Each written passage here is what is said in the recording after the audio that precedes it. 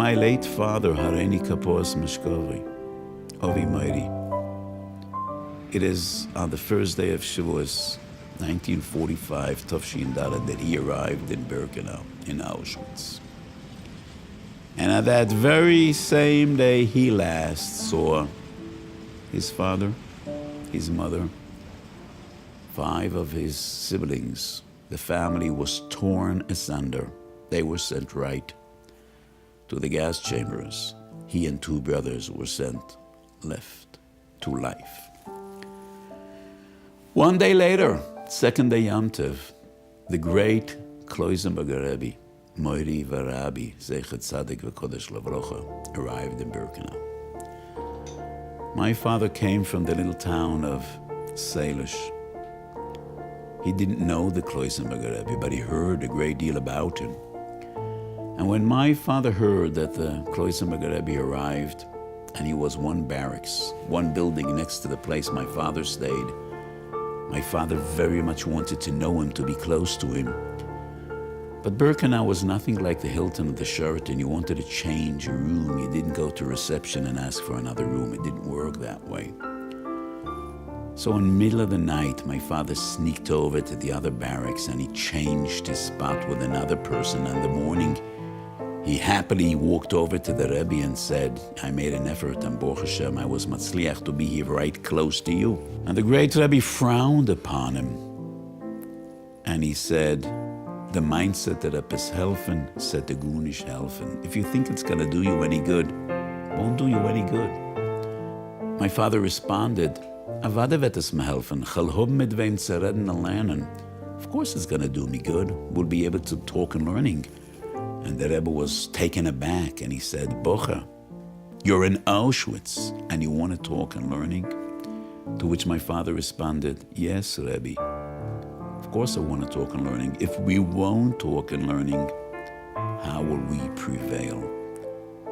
How will he make it? How will we live through this Gehenna?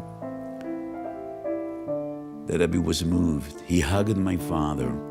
And for the next 12 months, they were together.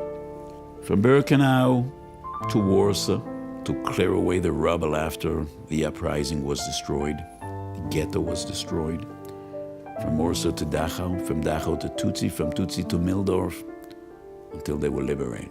And right after the liberation, the Rebbe asked for volunteers to care for the dead, because the bodies were everywhere, the bodies of those Kedoshim that were murdered.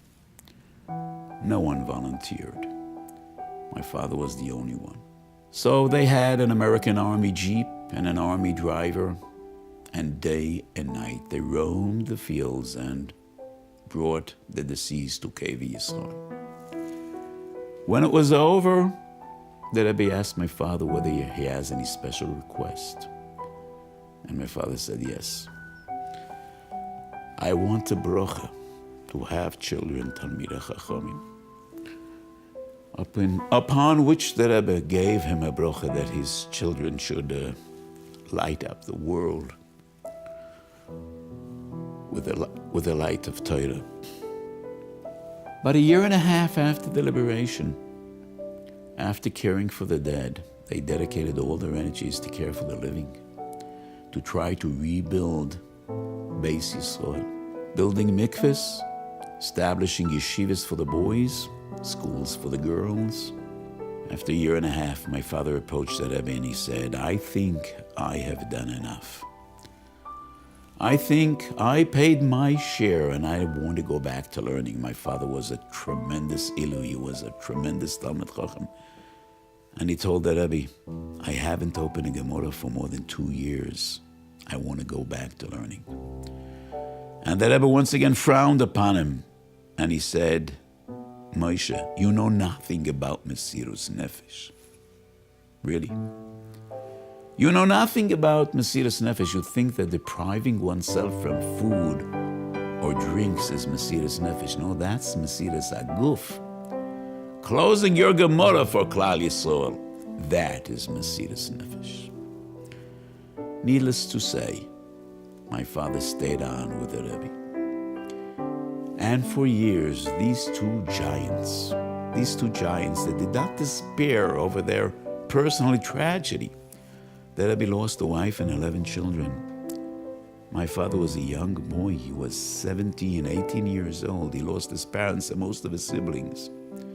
But they found the strength and the courage to dedicate all their energies to rebuild Torah, to rebuild Yiddishkeit in America and then in Eretz Yisrael. 65 years passed, fast forward, and my father was 80 years old. Gevuros. And I planned to go to Poland for a Holocaust study with a group of my Hasidim and good friends. With trepidation, I approached my father and asked him, would you want to come along? And I was totally surprised when he said, yes, I will come along. And I was really afraid what will happen, how will he react when we will stand next to the train tracks in Birkenau. And my father, with tremendous courage and strength, stood there and he said, this is the very place where I last saw most of my family. And it is then the first time that I ever heard from my father what were the last words that he heard from his father before the family was torn apart.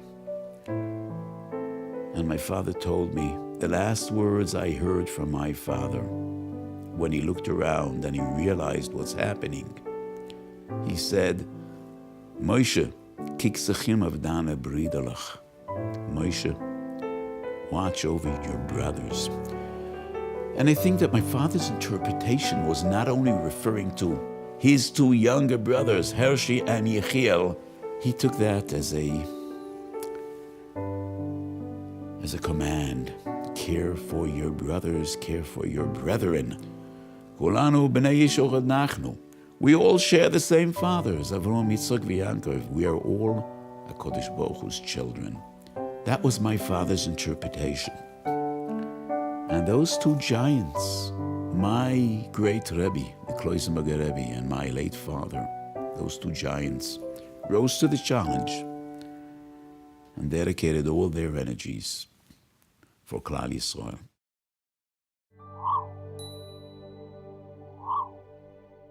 My dear friends, Talmidim and lovers of Torah in the entire world.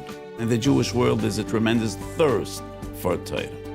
I am trying to inspire and teach my Talmidim to paskin in the most complicated matters of halacha. The hundreds of Talmidim are Talmidei Chacham of the highest caliber. Many of these Talmidim will be the leaders and the teachers of Torah of the coming generation. And I need your help and I need your support. I need partners. And I plead with you, please be my partners. But the opportunities are limitless. The sky is the limit. There is so much more we could do